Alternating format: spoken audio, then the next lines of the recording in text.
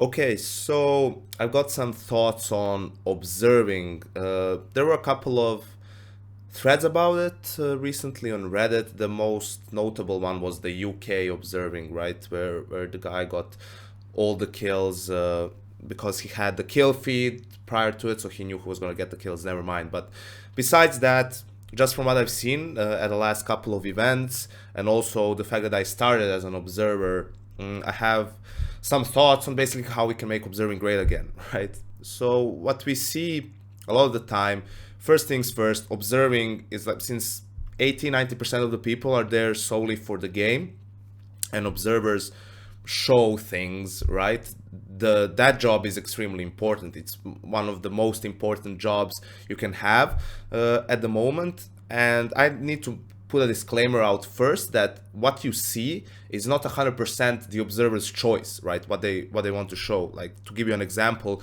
when I was observing for ESL back in 2015, I started doing more third person things, like doing more overviews to show like what's going on the map in general, or teams getting map control.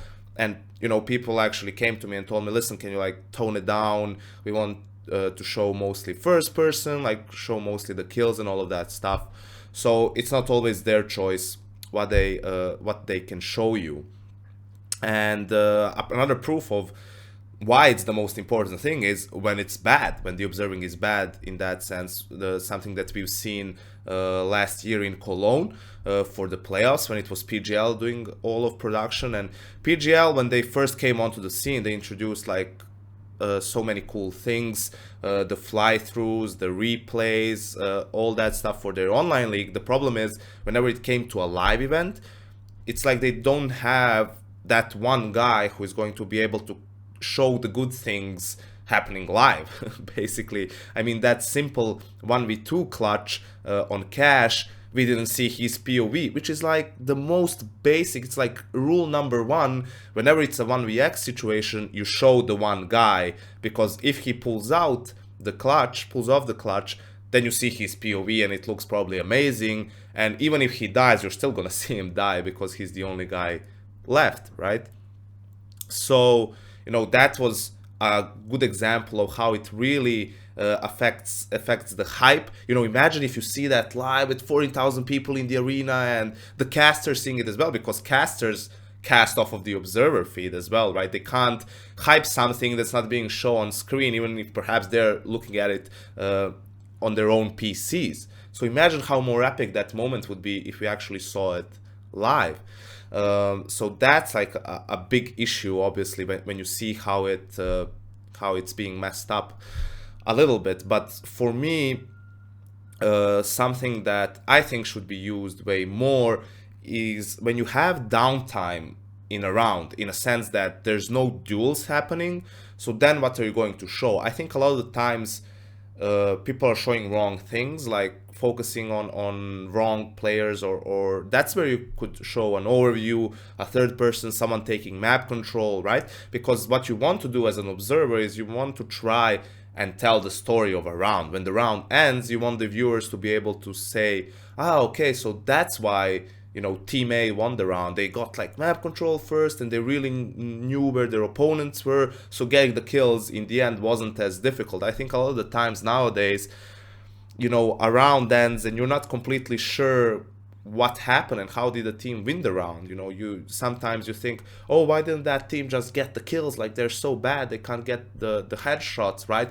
When in fact it was maybe the other team, like getting good map information, flashing like a teammate in, and then they were able to rotate towards that bomb site and wait for their opponents, pretty much. So another thing that we see at times, mostly for like from Star Ladder PGL, is they introduced picture in picture, right? When you have maybe first person, then like a third person overview in a corner or something like that. Also 1v1 screens from Star Ladder. I think all of those like picture in picture split screens, I think all of that stuff is shit. I don't think it can be used in CS, because like there's so many details in any POV that you choose to show, that having to split your attention between two, you can't really focus on either of them enough. So what I would do all the time is have show one POV and then show the replay of the other one if it's something worth showing.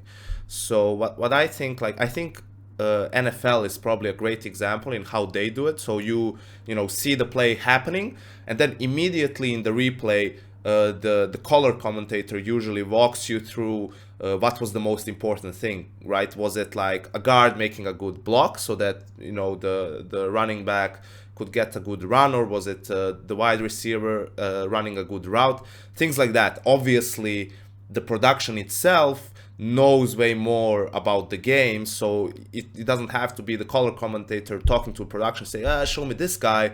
Sometimes they probably know by heart and they just have it prepared so that the guy can talk over it. But I think that's a good example of how, when I started, I got into it this year pretty much, and I was amazed at how they can always, after almost every play, they pick out the exact detail, and you're like, oh yeah, this was so this is why this play worked or why it didn't work.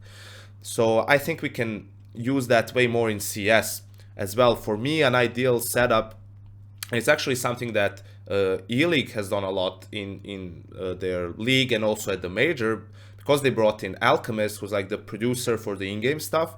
So that's where you see more third person being shown, right? More replays of execute, stuff like that, which I think is super cool. It lets viewers understand why things played out the way it did. Another great thing we've had recently is, I think Oakland was the first tournament where we have replays without X-ray from the player's POV. So with X-ray, a lot of the plays seem easy to an extent, and then without the X-ray, you actually see, wow, the reaction time was great. So I think that's super cool as well.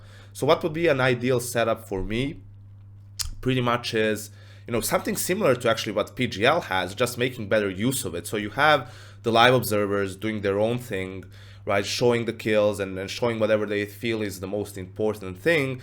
Then you would have basically 10 PCs, or have GoTV on delay, which is something that people do now as well, where you could basically show the POV of any of the players you want. If it's something worth showing, if it was someone flashing for a teammate, then you show the flash and you show him getting you show him getting map information. If it's someone having a great round, but it's not in 15 seconds, it's over a course of a minute, he gets a kill, then throws a good smoke maybe, and then gets another 2 kills, right, if it's drawn out. And then you would also have dedicated PCs for overviews, so you can show not only for example the bomb site, if it's a team having a good execute or a good retake, but also parts of the map, for example mid on Mirage, so you can show how a team gets map control, how do they use their utility, where do they throw their smokes, their molotovs, stuff like that. So maybe then the color commentator or maybe the analyst at the desk can say, he talks to production and says, listen, show me that a replay of the first 15 seconds on mid, and then he can say, look how Navi